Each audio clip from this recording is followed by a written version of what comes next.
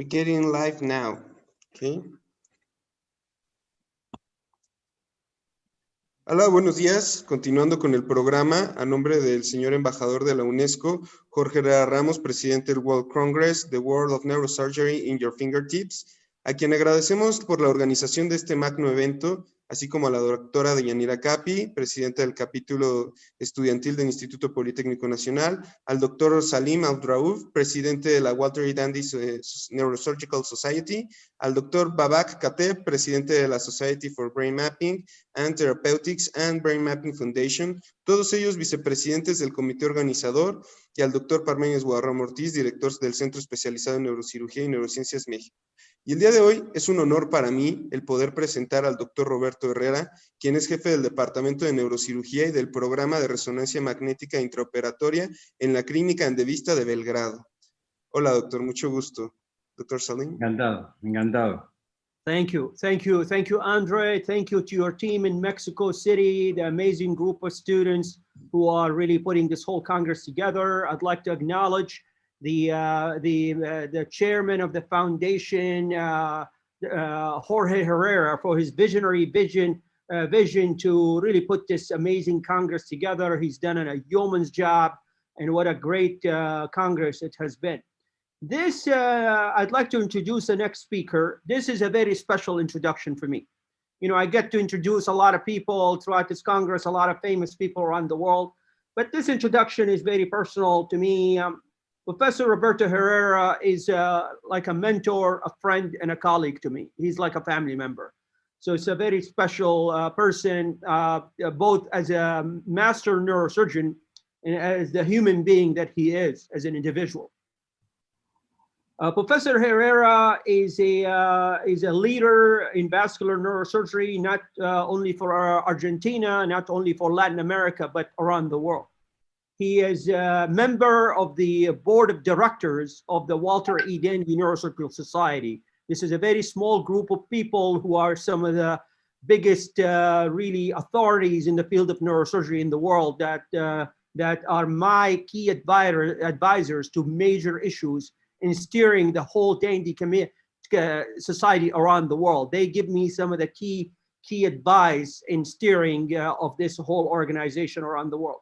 So it's very, very special to have Professor Roberto Herrera with us here today. He will speak to us today about bypass surgery. Professor, welcome. Thank you, Salim. It was a great introduction, exaggerated for me, but do you know that you are like family for me? Thank you. Okay, I need to share my screen. Yes, please.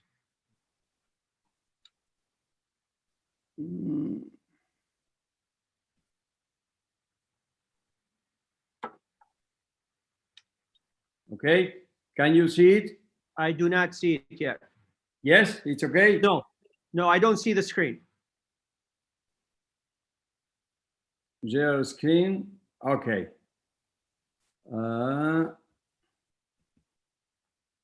Yes.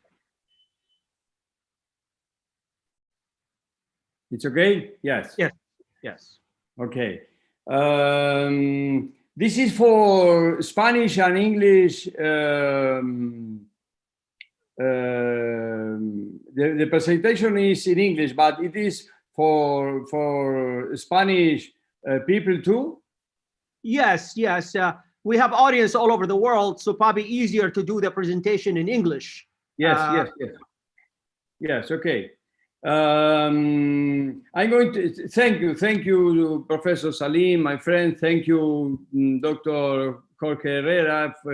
Thank you, the scientific committee, for inviting me today to talk about this. I'm going to talk about our experience in high flow bypass and the indication and some technical details that we use to do the bypass. This is our clinic, Belgrano Adventist Clinic. It is located in Buenos Aires. This is my team. I have a nice, a great team, very good co-workers with in my institution.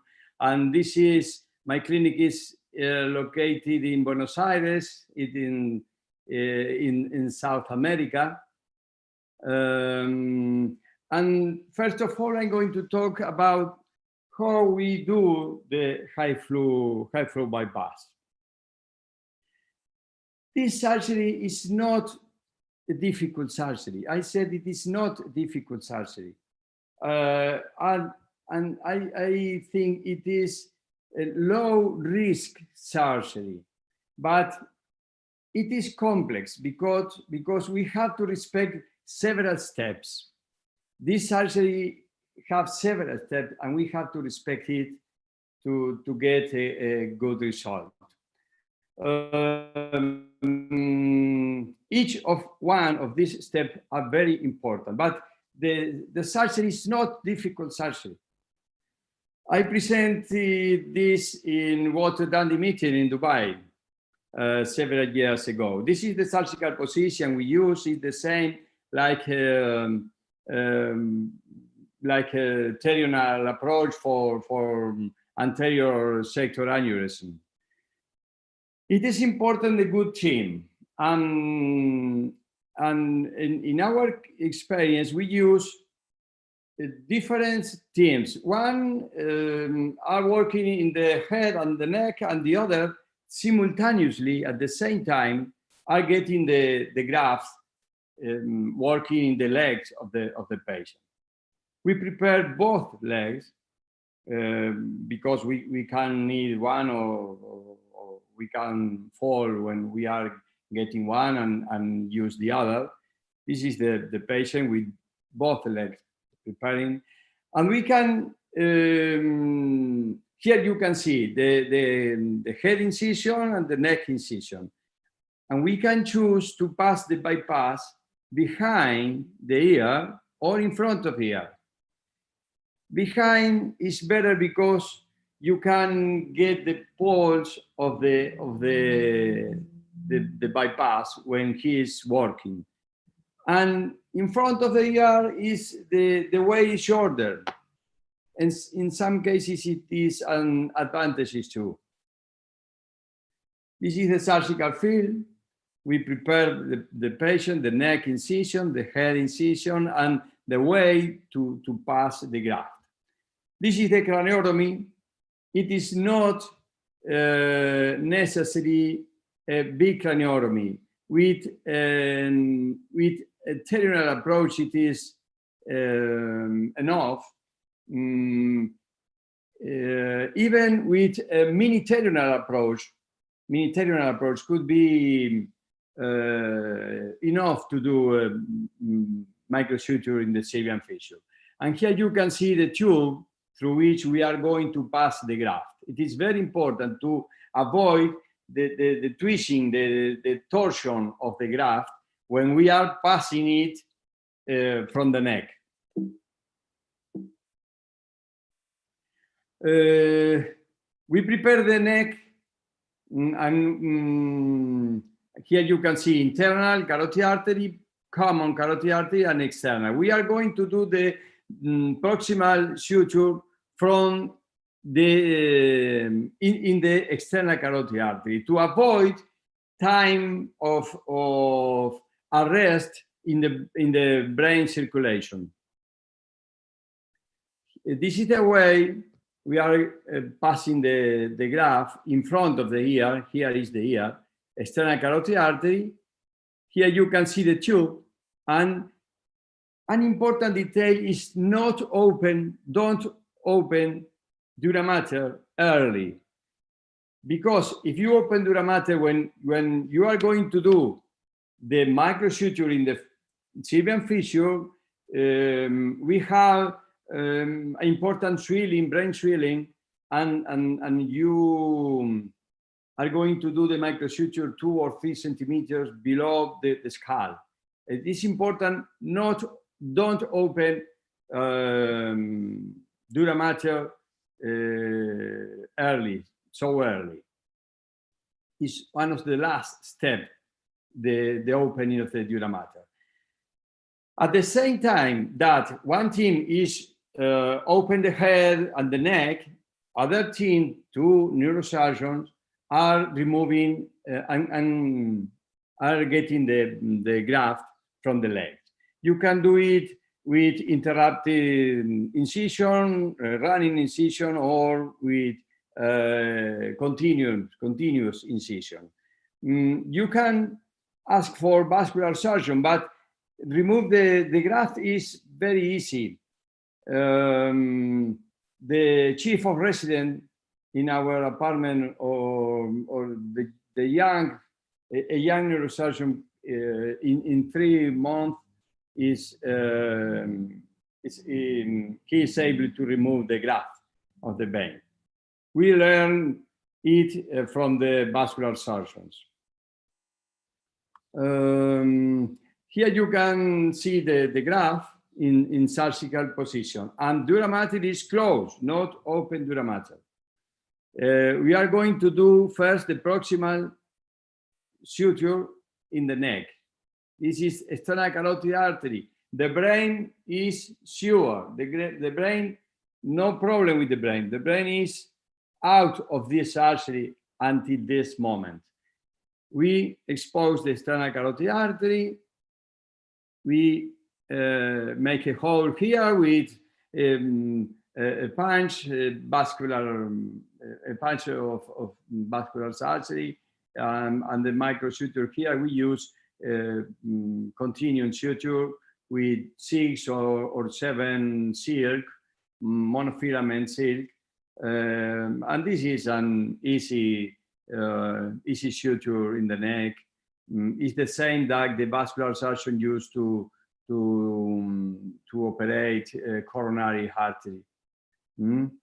This is the suture, graft, external carotid artery, and this is the graft, plenty of blood, working, here is working, internal carotid artery, common external carotid artery. And this is the graft. At this moment, the graft is ready to the surgeon do the microsuture, the distal microsuture. At this time, we are going to open meninges, dura mater. We open dura mater, we expose sylvian fissure, open sylvian fissure. The surgical technique is the same. And until this moment, the brain will not suffer injury.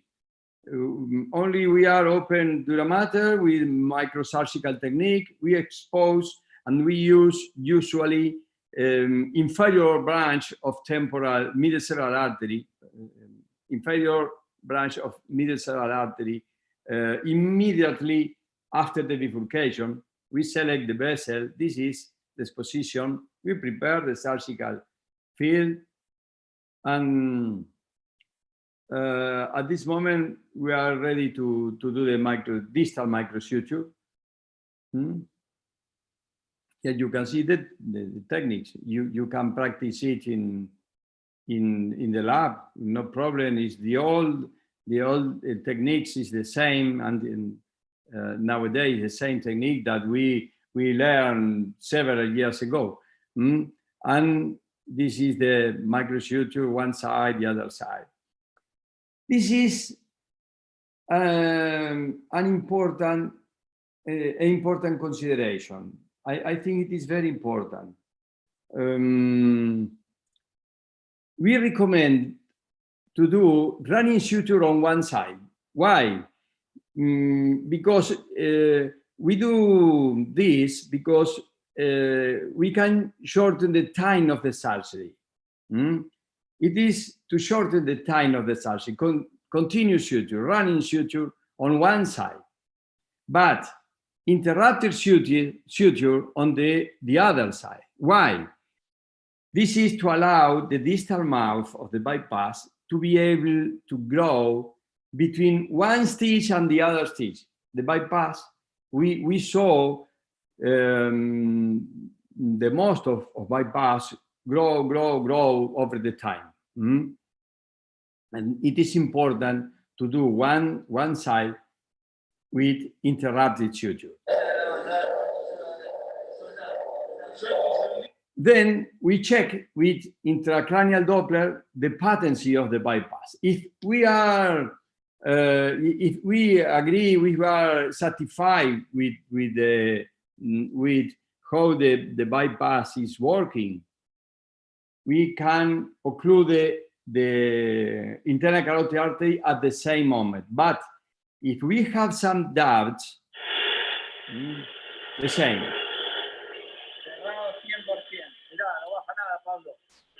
We check the patency here. But if we have some doubts, we prefer to put a pop and clamp and occlude, in this surgery, 50% of the blood flow through the internal carotid artery. And the internal carotid artery is occluded progressively in 1 to 3 days with the pop and clamp. We use this pop and clamp. At the 2 or 3 days, the internal carotid artery was completely occluded and the patient is well. We reopen the neck, remove the pop and clamp, and we do definitive occlusion of the internal carotid artery. Very sure with 2 strong threads. And here you can see internal carotid artery, threads, and the graft here, bypass working. You can see bypass saphenous vein here. Cerralo. Para cerrarlo. Abrilo. If we are safe, if you don't have doubt about how is the bypass working, we decide to occlude internal carotid artery at the same moment. And here you can see the internal carotid artery, and we have we are very careful when we are closing the craniotomy to don't compress the bypass and occlude the blood flow. I'm going to show you some cases about this. Here you can see young women with high flow bypass to treat giant aneurysm. The giant, this is a case of a nun, 74 years old nun with ophthalmoplegia and headaches, with this giant aneurysm. And the age of the patient is not a problem to make a high flow bypass. Here you can see this is the patient, this is the bypass here, angio MRI, and the internal carotid artery occluded here and not aneurysm, complete occlusion of the aneurysm.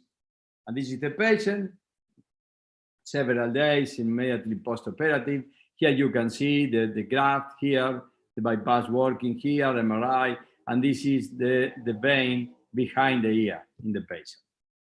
This was very interesting case, very not usual case with this giant aneurysm mirror.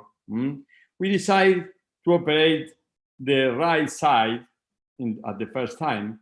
And here you can see the bypass, occlusion in the neck of the internal carotid artery, and no aneurysm in this area. This is the patient, and we decided to operate 6 months later the other aneurysm, the other giant aneurysm. This is the aneurysm, this is the graft here, and no aneurysm in this area. Complete occlusion of the internal carotid artery with thrombosis, complete thrombosis of the aneurysm. And this is the angio CT. Very interesting to see this CT, angio MRI with both high flow bypass. This is the same angio CT, and this is the patient. And here you can see the develop of this vein. It is impressive how the saphenous vein will be able to grow over the time.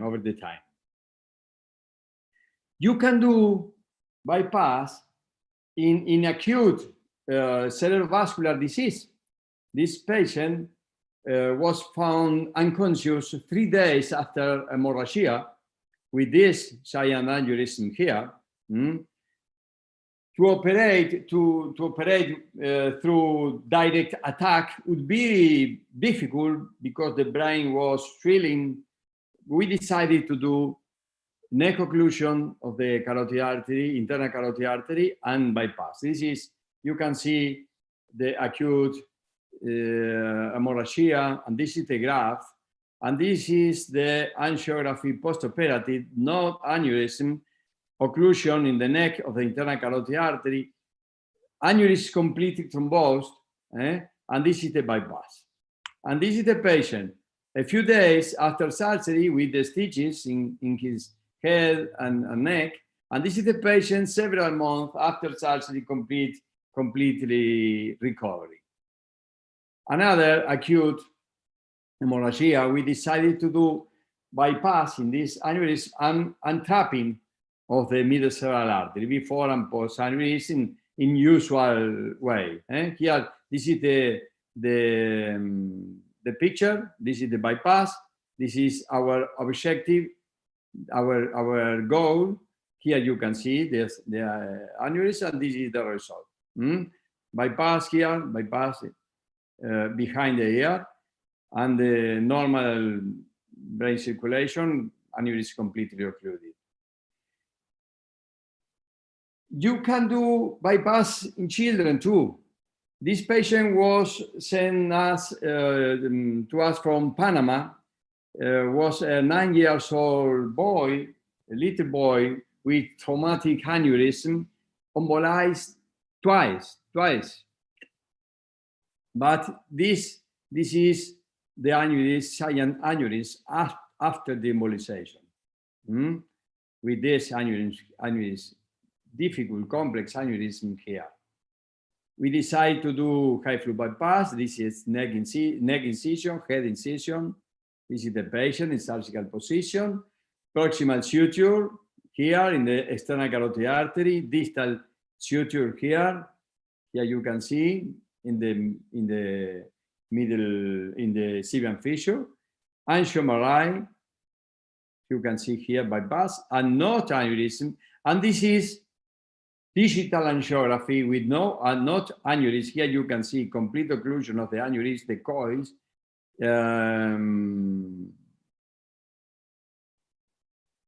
Oh, sorry.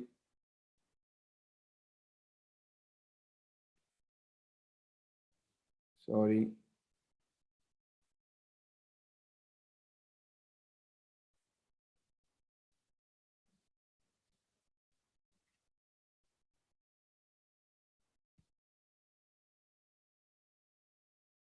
Okay, excuse me.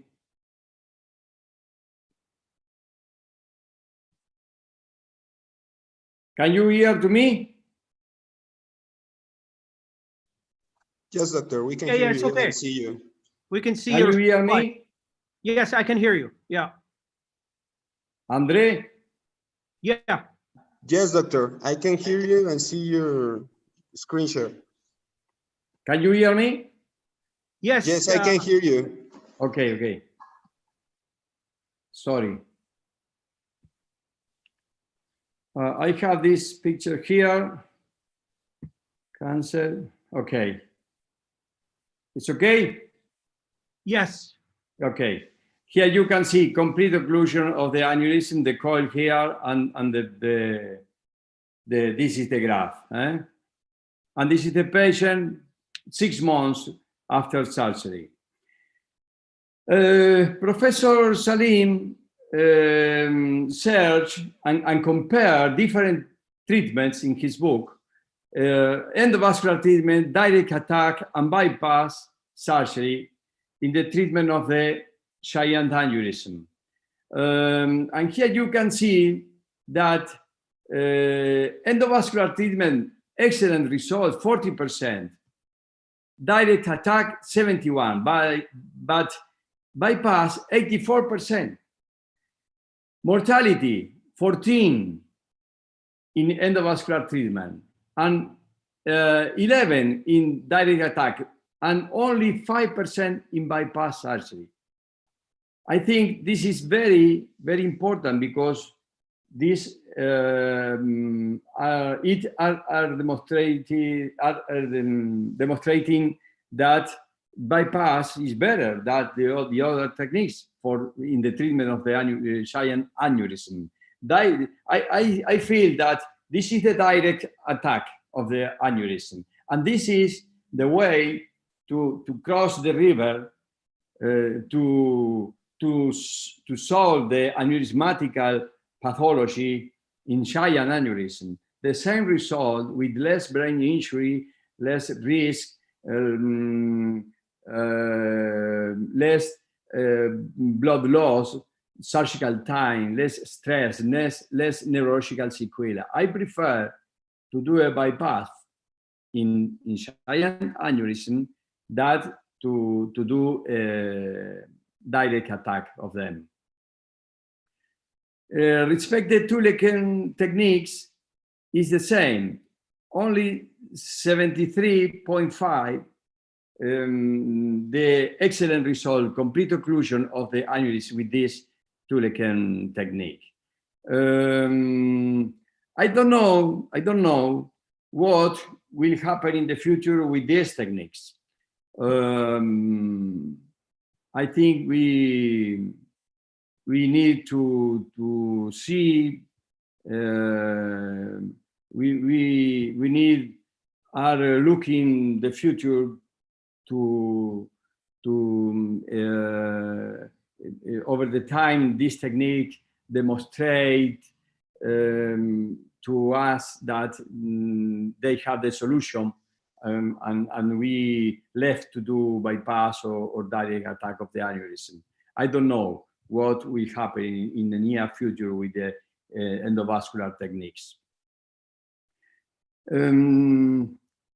Complication. Of course, these techniques have some complication.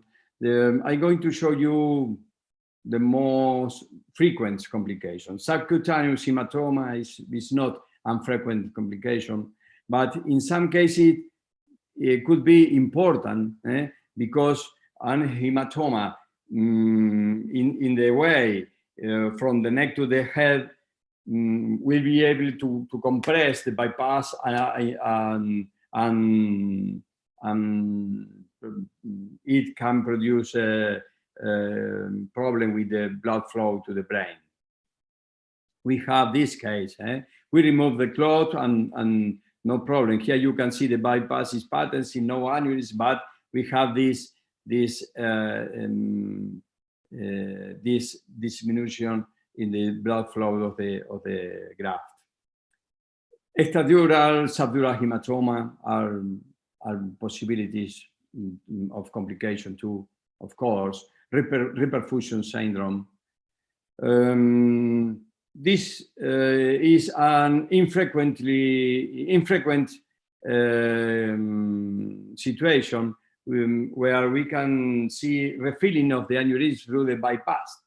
And endovascular surgeon use the same bypass to pass a microcatheter here and put some coils and occlude completely the aneurysm.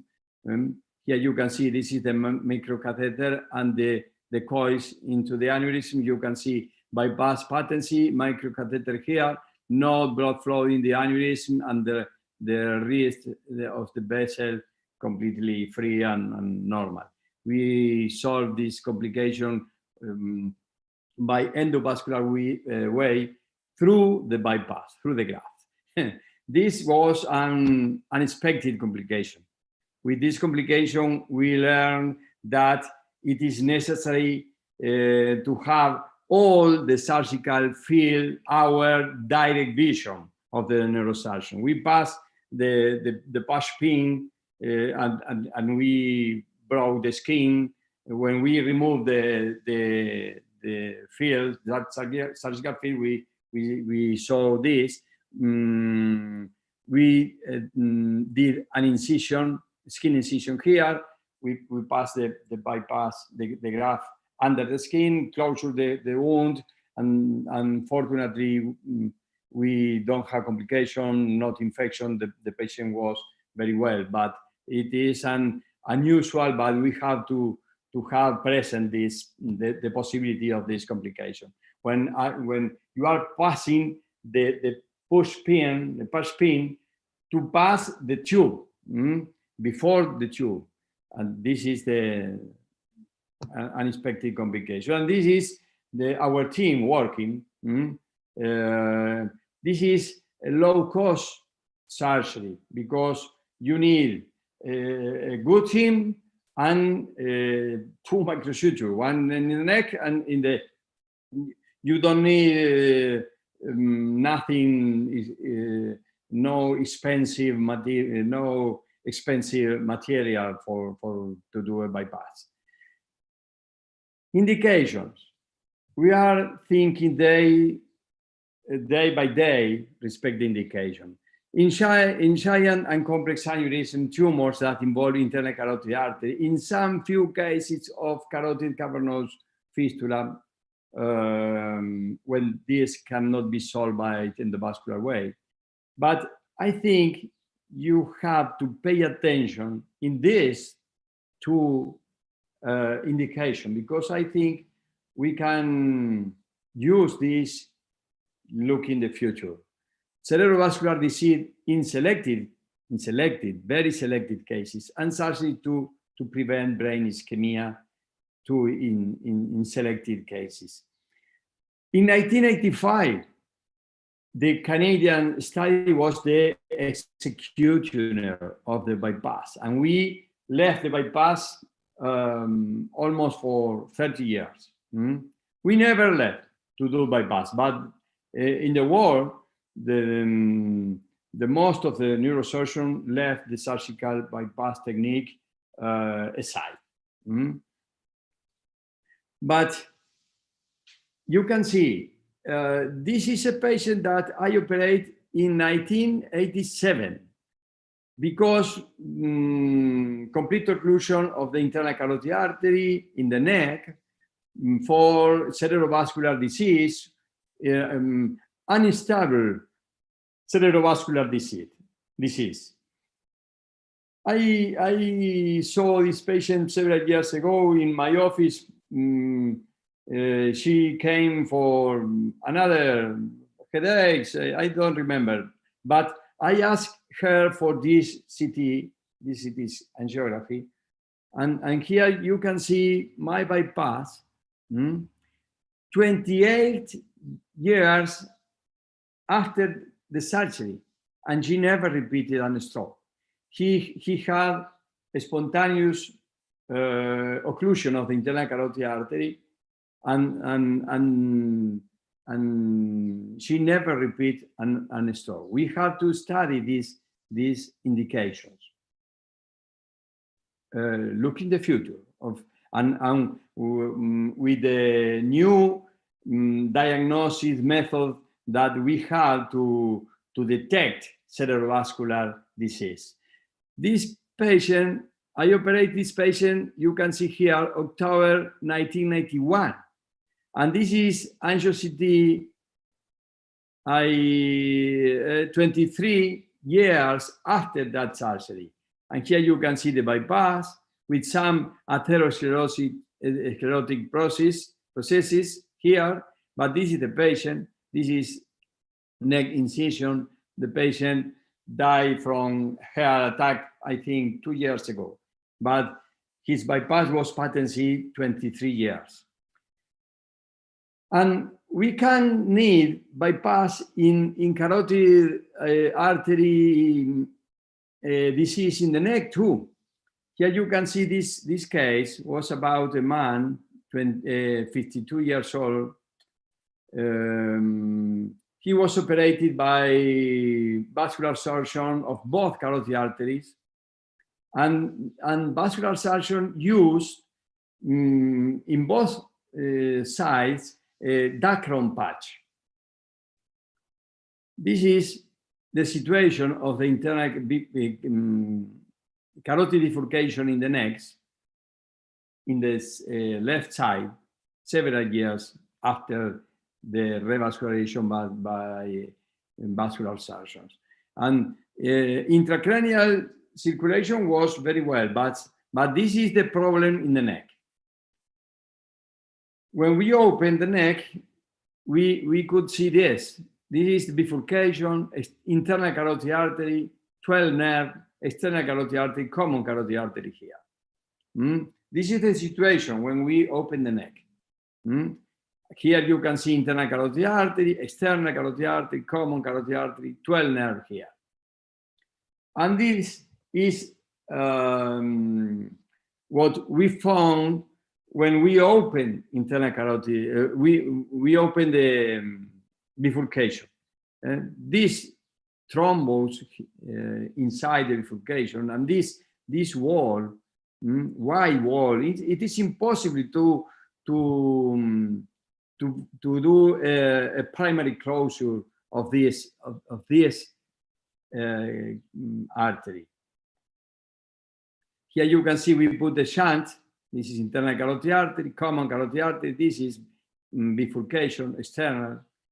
And we thought before this, actually, in this technique from Professor Toral Sam in this old book, he used a saphenous vein graft to do carotid artery reconstruction in the neck. And we think to do the same. This is the patient in surgical position. This is the angio MRI. We prepare the leg. This is, here you can see internal carotid artery, distal end of the internal carotid artery, side to side anastomosis, one side continuous suture, the other side interrupted suture here.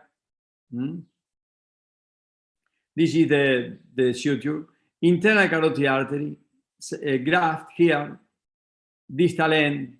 We occlude here at this point, internal carotid artery after the bifurcation. And this is the final view of the bypass. Here you can see the graft, common carotid artery, internal carotid artery here, and this is previous carotid bifurcation. Un videito y yo le voy mostrando porque así se ve. You can see here. Dame un video, dame una. This is. A ver, acá se ve. ¿Estás filmando vos? Sí. You can see bypass working. The same. Doppler. Checking the Doppler.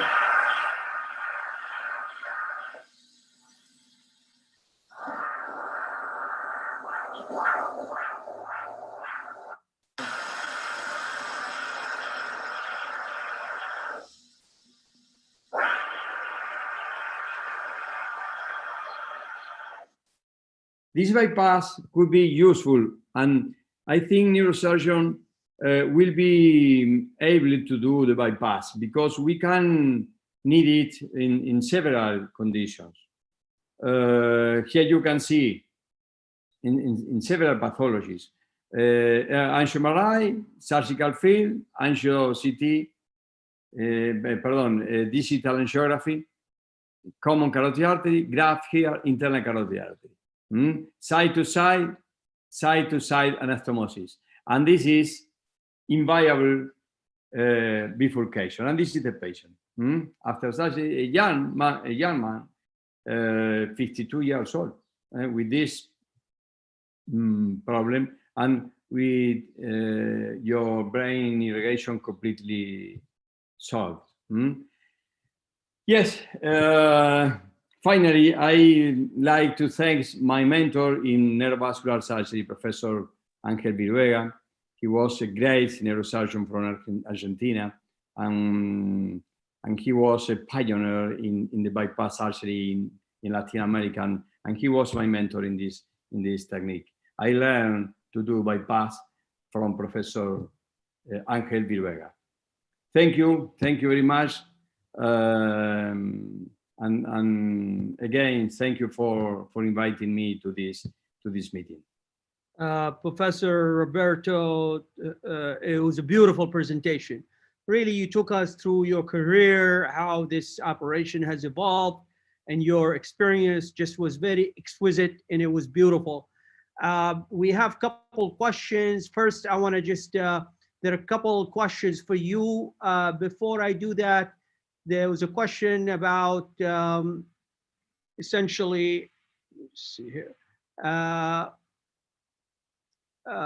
about the grafts we use saphenous vein or radial artery graft. Those are options that are available.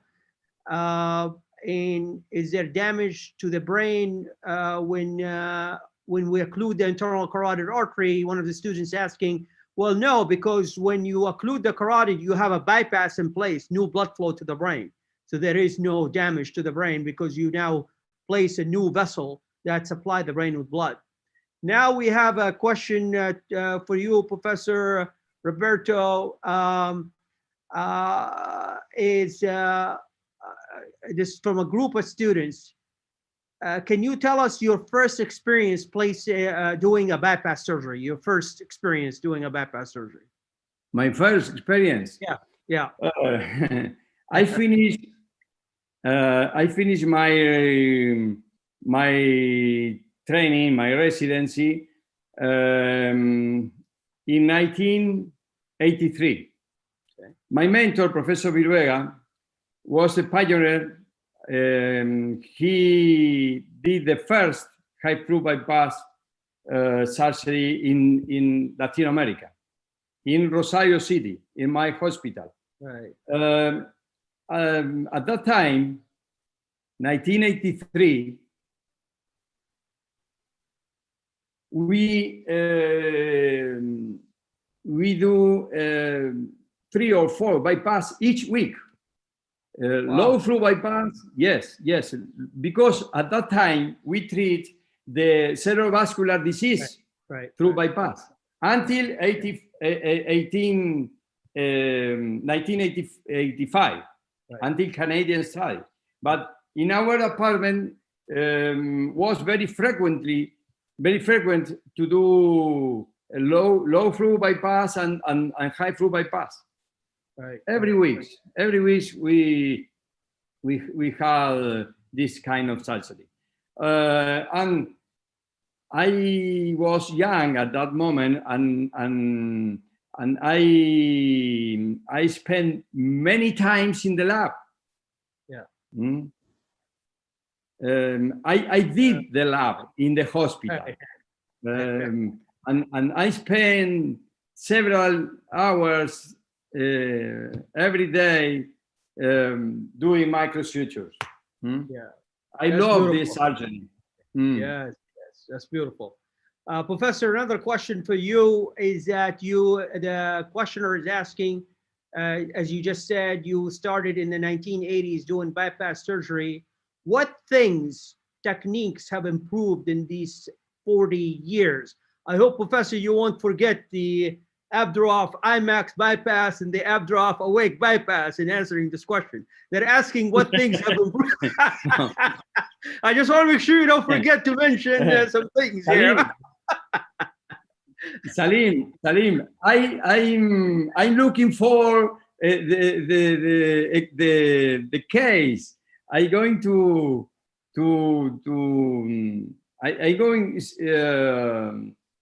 the special case for practice your techniques. I think it is very good techniques. Yes, thank you. Of course. Yeah. But so I don't have the case, the ideal case. No, that's okay. So in the question they're asking, besides my stuff, what have you noticed? What changes have occurred in bypass surgery technically? That's a question over 40 years. What did you notice? What changed? Yeah. In the techniques? Yeah, techniques. At the beginning, the first bypass we did from the subclavian artery. Very difficult, longer than the carotid artery, the external carotid artery. I don't remember who was the first who did the bypass from the external carotid artery, but Professor Viruega made it from the subclavian artery. Very so difficult. And one day in the university, I told him, Professor, what do you think if we do from the external carotid artery? And we starting to do from the external carotid artery. His answer to me was, no, I think it is small. I think it is no good diameter. But no, it's excellent, the diameter of the external carotid artery. And you short from the subclavia near 8 centimeters. Right, right. Well, that's great stuff. What a nice, this has been a really great session, Professor Roberto Herrera, to join us. I want to tell everybody, Professor Herrera has a son who finished residency in neurosurgery recently. He actually came and spent time with me as well, a great young man, Juan, his son, who also is very musically gifted. He plays the guitar and he sings, and actually you can hear him in the radio stations in Buenos Aires, but he's an exceptional young neurosurgeon. And I was really happy. Yesterday, Professor Herrera sent me a case that they did together, father and son, beautiful resection of a tumor together, and a patient doing very well after surgery. I thought it was so beautiful to see a father and his son doing surgery together. To me, that has got to be an amazing feeling, Roberto. It must be an amazing feeling to have that, and to experience that. It must be really, really something very unique. So that was really, really good to see, Roberto. I'm sure his son will follow in his father's footsteps and do great in this field. We come to an end of our Congress session today. It's been a great Congress session. We will have some closing remarks tomorrow. So I hope all of you guys will join us tomorrow for a number of professors who have joined us on these talks. We will have some nice discussion and conversation. Again, the vision of Jorge Herrera in really putting this together has been amazing, and it's been impressive. Tomorrow 11. Yes, our time. Yeah, your time. Yeah, and My they will time. announce it. Yeah, they'll announce it. And the team in Mexico City, the students, Andre, Diana, and everybody else have been amazing. So thank you to everybody. Thank you to our audience around the world for joining us here today. We wish you a happy Saturday night. And for those of you who observe Christmas, we wish you a Merry Christmas next week to you and your families all over the world. And please be safe. Thank you so much. Thank you, Professor.